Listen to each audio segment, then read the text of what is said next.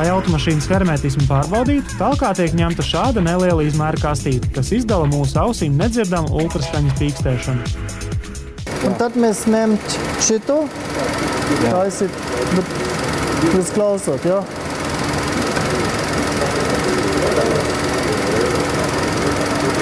Ir. Tad jūs redzat, jā? Parādīt no kamerā, cik daudz tas ir.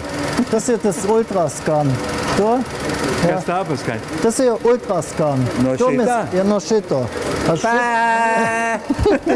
Tagad mēs likt šito iekšā.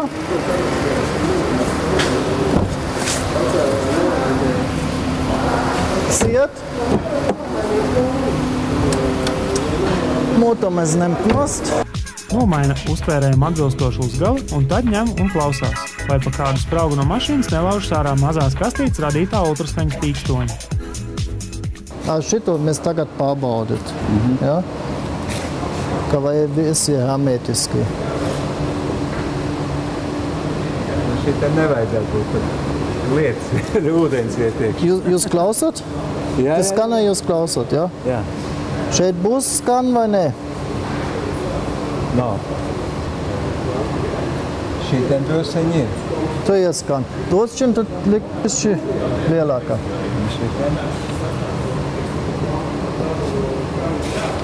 Šitā nav. Šitā ir. Bet tur jocīgi, priekšējiem logam nav. Jā. Un tam uzreiz parādījās. Un Vai nu viņš līdz galam viņš nenoslēdza, ne tur Jā. Varbūt tur tiešām ūdens netecēt, jā, bet drusiņ, teiksim, mazgā to, ja zem spiedienu veķis mazgā vai ne, un iedod. Man tā ir bijis, kad otrā pusē it kā nomazgā tīri mašīnu un drusiņ gar iekšpusi, drusiņ tā kā notecēt.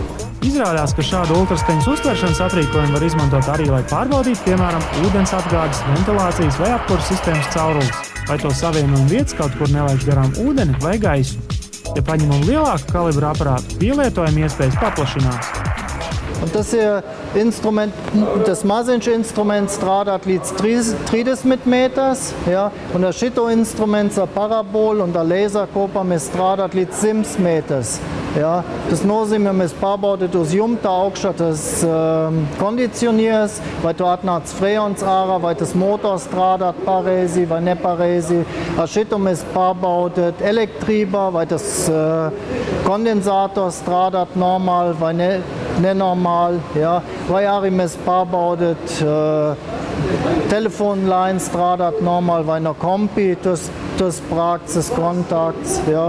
Tas ir sauc beamer. Ja? Un ar šito mēs strādāt tikai uz lielas distances. Kā jau ar vairumu tehnoloģiski moderno risinājumu, arī šis instruments ir ticis izstrādāts ASV armijas vajadzībām, un to pielieto lidmašīnu un tanku būvniecībā. Bet nesmādē to arī NASA kosmosa aģentūra.